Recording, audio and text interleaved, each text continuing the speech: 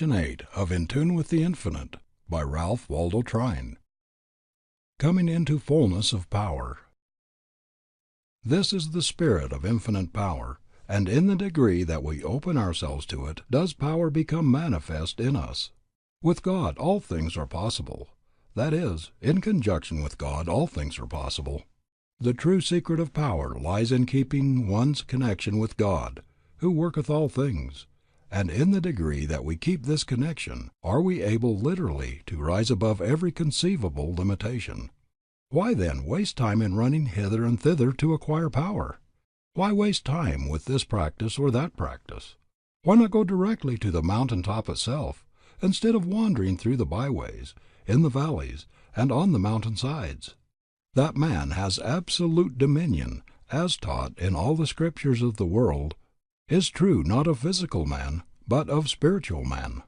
There are many animals, for example, larger and stronger, over which from a physical standpoint he could not have dominion, but he can gain supremacy over even these by calling into activity the higher mental, physic, and spiritual forces with which he is endowed. Whatever can't be done in the physical can be done in the spiritual, and in direct proportion as a man recognizes himself as spirit, and lives accordingly, is he able to transcend in power the man who recognizes himself merely as material. All the sacred literature of the world is teeming with examples of what we call miracles. They are not confined to any particular times or places. There is no age of miracles in distinction from any other period that may be an age of miracles. Whatever has been done in the world's history can be done again, through the operation of the same laws and forces. These miracles were performed not by those who were more than men, but by those who through the recognition of their oneness with God became God-men, so that the higher forces and powers worked through them. For what, let us ask, is a miracle? Is it something supernatural?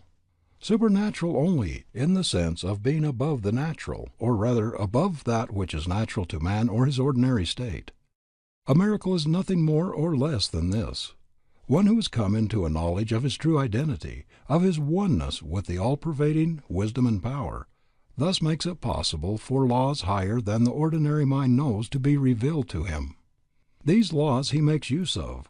The people see the results, and by virtue of their own limitations call them miracles and speak of the person who performs these apparently supernatural works as a supernatural being.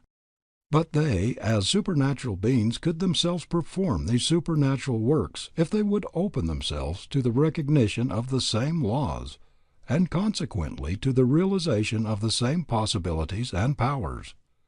And let us also remember that the supernatural of yesterday becomes, as in the process of evolution we advance from the lower to the higher, from the more material to the more spiritual, the common and the natural of today. And what seems to be the supernatural of today becomes in the same way the natural of tomorrow, and so on through the ages. Yes, it is the God-man who does the things that appear supernatural, the man who by virtue of his realization of the higher powers transcends the majority and so stands out among them. But any power that is possible to one human soul is possible to another. The same laws operate in every life. We can be men and women of power, or we can be men and women of impotence. The moment one virtually grasps the fact that he can rise, he will rise, and he can have absolutely no limitations other than the limitations he sets to himself. Cream always rises to the top. It rises simply because it is the nature of cream to rise. We hear much said of environment. We need to realize that environment should never be allowed to make the man, but that man should always, and always can, condition the environment. When we realize this, we will find that many times it is not necessary to take ourselves out of any particular environment, because we may yet have a work to do there. But by the very force we carry with us, we can so affect and change matters that we will have an entirely new set of conditions in an old environment. The same is true in regard to hereditary traits and influences. We sometimes hear the question asked, can they be overcome? Only the one who doesn't yet know himself can ask a question such as this. If we entertain and live in the belief that they cannot be overcome, then the chances are that they will always remain. The moment, however, that we come into a realization of our true selves, and so of the tremendous powers and forces within, the powers and forces of the mind and spirit, hereditary traits and influences that are harmful in nature will begin to lessen, and will disappear with a rapidity directly in proportion to the completeness of this realization. There is no thing we cannot overcome. Say not thy evil instinct is inherited, or that some trait inborn makes thy whole life forlorn, and calls down punishment that is not merited. Back of thy parents and grandparents lies the great eternal will. That too is thine inheritance, strong, beautiful, divine, sure lever of success for the one who tries. There is no noble height thou canst not climb. All triumphs may be thine in time's fury. If whatsoever thy fault, dost thou not faint or halt, but lean upon the staff of God's security. Earth has no claim the soul cannot contest. Know thyself part of the eternal source. Naught can stand before thy spirit's force. The soul's divine inheritance is best. Again, there are so many who are living far below their possibilities because they are continually handing over their individualities to others. Do you want to be a power in the world? Then be yourself. Don't class yourself. Don't allow yourself to be classed among the second hand, among the they say people. Be true to the highest within your own soul, and then allow yourself to be governed by no customs or conventionalities or arbitrary man-made rules that are not founded upon principle. Those things that are founded upon principle will be observed by the right-minded, the right-hearted man or woman in any case. Don't surrender your individuality, which is your greatest agent of power, to the customs and conventionalities that have gotten their life from the mass of those who haven't enough force to preserve their individualities, those who, in other words, have given them over as ingredients to the mush of concession, which one of our greatest writers has said characterizes our modern society. If you do surrender your individuality in this way, you simply aid in increasing the undesirable conditions. In payment for this, you become a slave, and the chances are that in time you will be unable to hold even the respect of those whom you in this way try to please. If you preserve your individuality, then you become a master, and if wise and discreet, your influence and power will be an aid in bringing about a higher, a better, and a more healthy set of conditions in the world. All people, moreover, will think more of you, will honor you more highly for doing this, than if you show your weakness by contributing yourself to the same mush of concession that so many of them are contributing themselves to. With all classes of people you will then have an influence. A great style of hero draws equally all classes, all extremes of society to him, till we say the very dogs believe in him. To be oneself is the only worthy, and by all means the only satisfactory thing to be. May it not be good policy, says one, to be governed sometimes by one's surroundings? What is good policy? To be yourself, first, last, and always. This above all, to thine own self be true, and it must follow as the night the day. Thou canst not then be false to any man. When we appeal to the Supreme and our life is governed by a principle, we are not governed either by fear of public opinion or loss of others' approbation, and we may be sure that the Supreme will sustain us. If in any way we try to live to suit others, we never shall suit them, and the more we try, the more unreasonable and exacting do they become.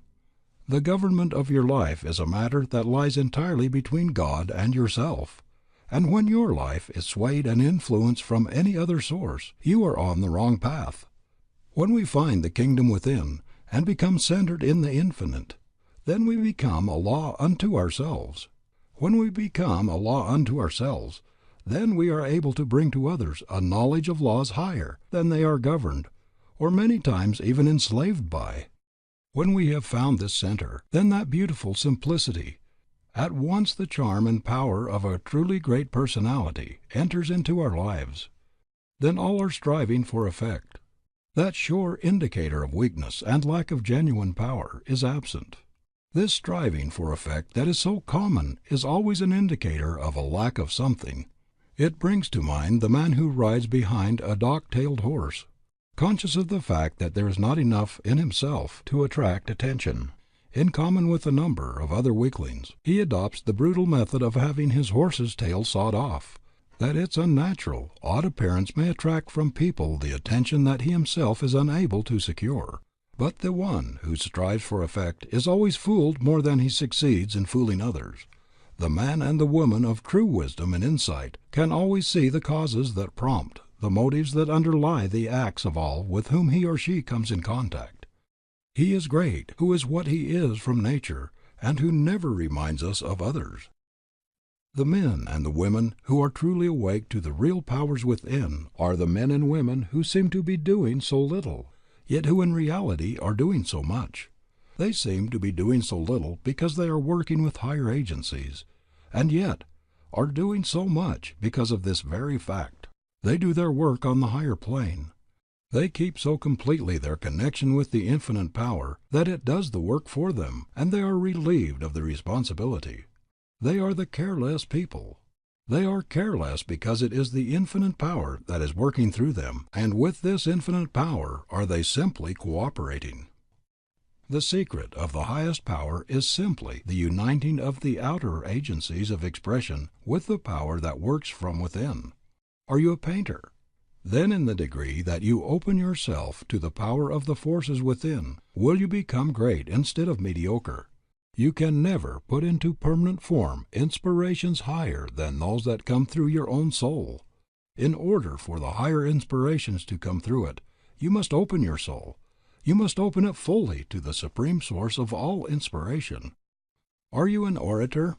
In the degree that you come into harmony and work in conjunction with the higher powers that will speak through you, will you have the real power of molding and moving men. If you use merely your physical agents, you will be simply a demagogue. If you open yourself so that the voice of God can speak through and use your physical agents, you will become a great and true orator. Great and true in just the degree that you so open yourself. Are you a singer? Then open yourself and let the God within pour forth in the spirit of song.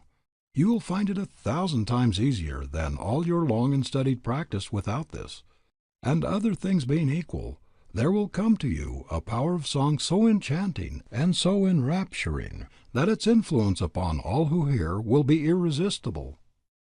When my cabin or tent has been pitched during the summer on the edge or in the midst of a forest, I have sometimes lain awake on my cot in the early morning, just as the day was beginning to break. Silence at first, then an intermittent chirp here and there, and as the unfolding tints of dawn became faintly perceptible, these grew more and more frequent, until by and by the whole forest seemed to burst forth in one grand chorus of song. Wonderful, wonderful! It seemed as if the very trees, as if every grass blade, as if the bushes, the very sky above, and the earth beneath had part in this wonderful symphony. Then, as I have listened as it went on, I have thought, what a study in the matter of song! If we could but learn from the birds, if we could but open ourselves to the same powers and allow them to pour forth in us, what singers, what movers of men we might have! Nay, what singers and what movers of men we would have! Do you know the circumstances under which Mr. Sankey sang for the first time the 90 and 9? Says one of our able journals, at a great meeting recently in Denver, Mr. Ira W. Sankey, before singing the 90 and 9, which perhaps of all his compositions is the one that has brought him the most fame, gave an account of its birth. Leaving Glasgow for Edinburgh with Mr. Moody, he stopped at a newsstand and bought a penny religious paper. Glancing over it as they rode on the cars, his eye fell on a few little verses in the corner of the page. Turning to Mr. Moody, he said, "I found my hymn." But Mr. Moody was busily engaged and did not hear a word. Mr. Sankey did not find the time to take a tune for the verses, so he pasted them in his music scrapbook.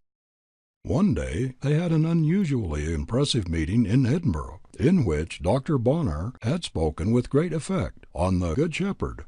At the close of the address, Mr. Moody beckoned to his partner to sing. He thought of nothing but the 23rd Psalm, but that he had sung it so often. His second thought was to sing the verses he had found in the newspaper, but the third thought was, how could it be done when he had no tune? Then a fourth thought came, and that was to sing them anyway. He put the verses before him, touched the keys of the organ, opened his mouth and sang, not knowing where he was going to come out. He finished the first verse amid profound silence. He took a long breath and wondered if he could sing the second the same way. He tried and succeeded. After that, it was easy to sing it. When he finished the hymn, the meeting was all broken down, and the throngs were crying. Mr. Sankey says it was the most intense moment of his life. Mr. Moody said he never heard a song like it. It was sung at every meeting, and was soon going all over the world.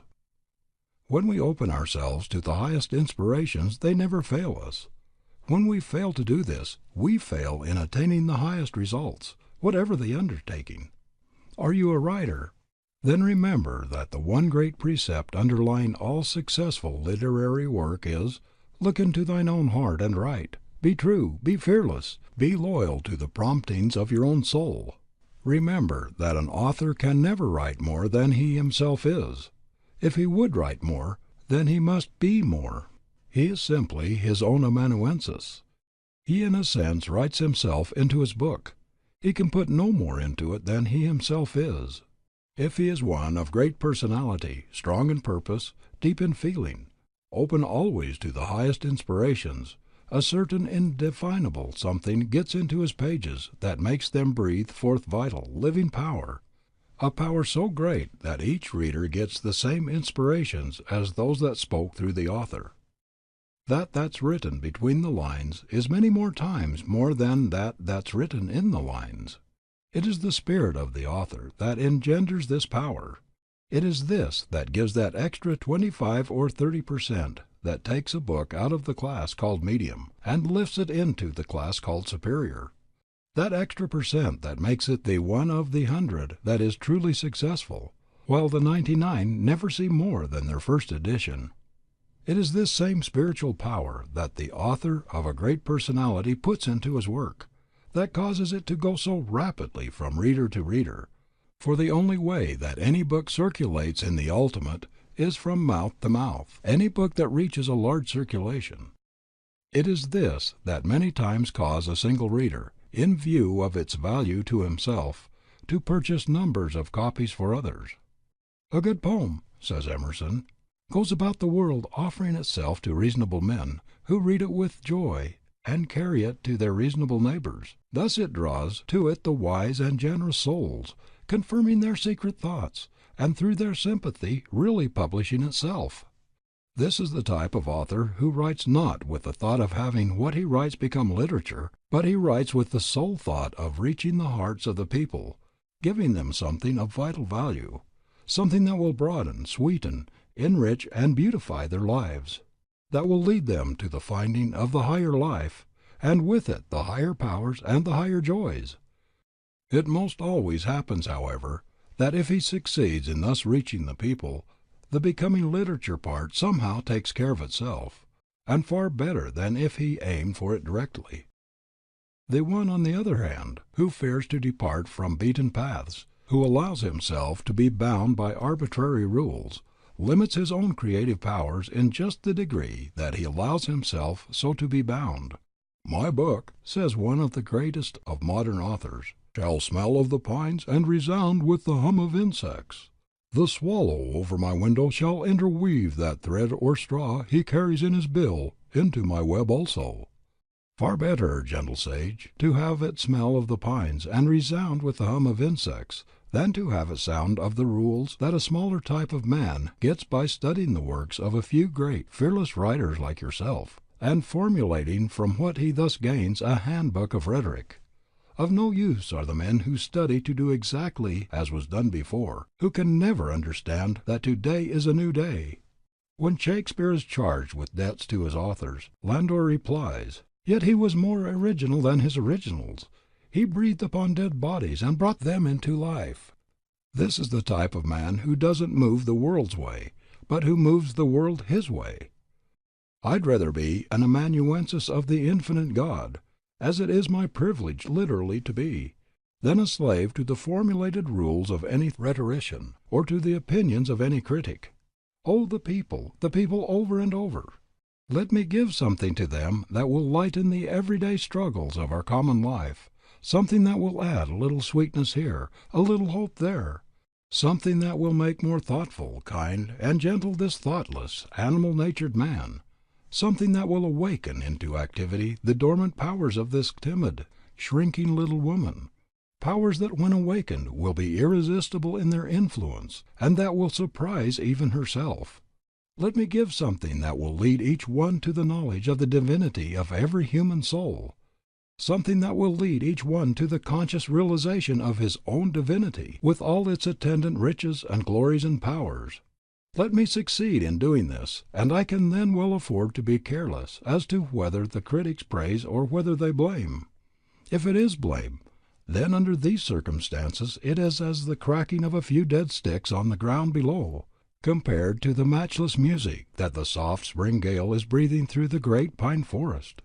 Are you a minister or a religious teacher of any kind? Then in the degree that you free yourself from the man-made theological dogmas that have held and that are holding and limiting so many, and in the degree that you open yourself to the divine breath, will you be one who will speak with authority. In the degree that you do this will you study the prophets less and be in the way of becoming a prophet yourself. The way is open for you, exactly the same as it has ever been open for anyone. If when born into the world you came into a family of the English-speaking race, then in all probability you are a Christian. To be a Christian is to be a follower of the teachings of Jesus, the Christ, to live in harmony with the same laws he lived in harmony with. In brief, to live his life. The great central fact of his teaching was this conscious union of man with the Father. It was the complete realization of this oneness with the Father on his part that made Jesus the Christ. It was through this that he attained the power he attained to, that he spake never as man spake. He never claimed for himself anything he did not claim equally for all mankind. The mighty works performed by Jesus were not exceptional. They were the natural and necessary concomitants of his state. He declared them to be in accordance with unvarying order. He spoke of them as no unique performances, but as the outcome of a state to which all might attain, if they choose. As a teacher and demonstrator of truth, according to his own confession, he did nothing for the purpose of proving his solitary divinity. The life and triumph of Jesus formed an epoch in the history of the race. His coming and victory marked a new era in human affairs.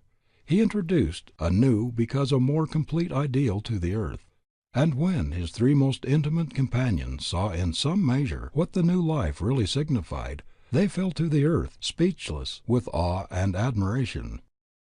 By coming into this complete realization of his oneness with the Father, by mastering, absolutely mastering every circumstance that crossed his path through life, even to the death of the body, and by pointing out to us the great laws which are the same for us as they were for him, he has given us an ideal of life, an ideal for us to attain to here and now, that we could not have without him.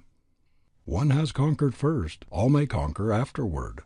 By completely realizing it first for himself, and then by pointing out to others this great law of the at-one-ment with the Father, he has become probably the world's greatest Savior. Don't mistake his mere person for his life and teachings, an error that has been made in connection with most all great teachers by their disciples over and over again. And if you have been among the number who have been preaching a dead Christ, then for humanity's sake, for Christ's sake, for God's sake, and I speak most reverently, don't steal the people's time any longer. Don't waste your own time more in giving them stones in place of bread, dead form for the spirit of living truth. In his own words, let the dead bury their dead. Come out among them. Teach as did Jesus, the Christ within. Find this in all its transcendent beauty and power. Find it as Jesus found it. Then you will also be one who will speak with authority. Then you will be able to lead large numbers of others to its finding. This is the pearl of great price. It is the type of preacher whose soul has never as yet even perceived the vital spirit of the teachings of Jesus, and who, as a consequence, instead of giving this to the people, is giving them old forms and dogmas and speculations, who is emptying our churches. This is the type whose chief efforts seem to be in getting men ready to die. Germans have a saying, "Never go to the second thing first." We need men who will teach us first how to live. Living quite invariably precedes dying. This also is true, that when we once know how to live, and live in accordance with what we know, then the dying, as we term it, will in a wonderfully beautiful manner take care of itself. It is in this fact the only way in which it can be taken care of. It is on account of this emptying of our churches, for the reason that the people are tiring of mere husks, that many short-sighted people are frequently heard to say that religion is dying out. Religion dying out? How can anything die before it is really born? And so far as the people are concerned, religion is just being born, or rather, they are just awaking to a vital, everyday religion. We are just beginning to get beyond the mere letter into its real, vital spirit. Religion dying out? Impossible even to conceive of. Religion is as much a part of the human soul as the human soul is a part of God, and as long as God and the human soul exist, religion will never die. Much of the dogma, the form, the ceremony, the mere letter that has stood as religion, and honestly, many times, let us be fair enough to say, this, thank God, is rapidly dying out, and never so rapidly as it is today. By two methods it is dying. There is first, a large class of people tired or even nauseated with it all, who consciously prefer to have nothing rather than this. They are simply abandoning it, the same as a tree abandons its leaves when the early winter comes. There is second, a large class in whom the divine breath is stirring, who are finding the Christ within in all its matchless beauty and redeeming power, and this new life is pushing off the old, the same as in the spring the newly awakened life in the tree pushes off the old, lifeless leaves that have clung on during the winter, to make place for the new ones. And the way this old dead leaf religion is being pushed off on every hand is indeed most interesting and inspiring to witness. Let the places of those who have been emptying our churches by reason of their attempts to give stones for bread, husks and chaff for the life-giving grain, let their places be taken even for but a few times by those who are open and alive to these higher inspirations. And then let us again question those who feel that religion is dying out. It is the live coal that kindles others, not the dead. Let their places be taken by those who have caught the inspiration of the divine breath, who as a consequence have a message of mighty value and import for the people, who by virtue of this same fact are able to present it with a beauty and a power so enrapturing that it takes captive the soul. Then we will find that the churches that today are dotted here and there with a few dozen people will be filled to overflowing, and there will not be even room enough for all who would enter. Let the shell perish what the pearl may appear. We need no new revelations as yet. We need simply to find the vital spirit of those we already have. Then, in due time, when we are ready for them, new ones will come, but not before. What the human soul all over the world needs, says John Pulsford, is not to be harangued however eloquently about old accepted religion, but to be permeated, charmed, and taken captive by a warmer and more potent breath of God than they ever felt before. And I should not be true to my personal experience if I did not bear testimony that this divine breath is as exquisitely adapted to the requirements of the soul's nature as a June morning to the planet. Nor does the morning breath leave the trees freer to delight themselves and develop themselves under its influence than the breath of God allows each human mind to unfold according to its genius. Nothing stirs the central wheel of the soul like the breath of God. The whole man is quickened. His senses are new senses, his emotions new emotions, his reasons, his affections, his imagination are all newborn. The change is greater than he knows. He marvels at the power in himself which the breath is opening and calling forth. He finds his nature to be an unutterable thing.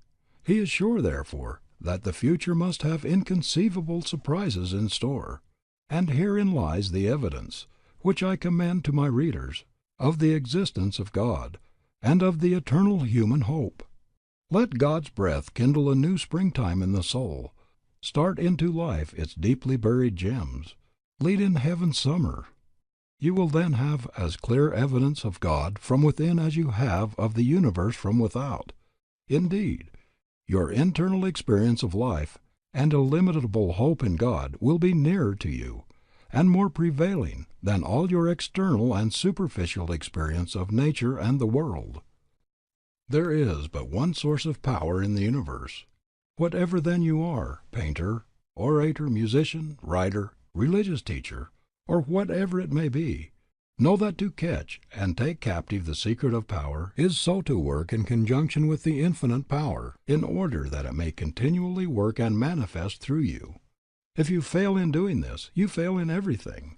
If you fail in doing this, your work, whatever it may be, will be third or fourth rate, possibly at times second rate, but it positively never can be first rate.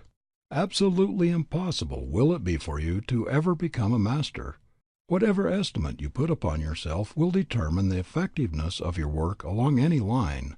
As long as you live merely in the physical and the intellectual, you set limitations to yourself that will hold you as long as you so live. When, however, you come into the realization of your oneness with the infinite life and power, and you open yourself that it may work through you, you will find that you have entered upon an entirely new phase of life, and that ever-growing increasing power will be yours. Then it will be true that your strength will be as the strength of 10, because your heart is pure. O God, I am one forever, with Thee by the glory of birth. The celestial powers proclaim it, to the utmost bounds of the earth.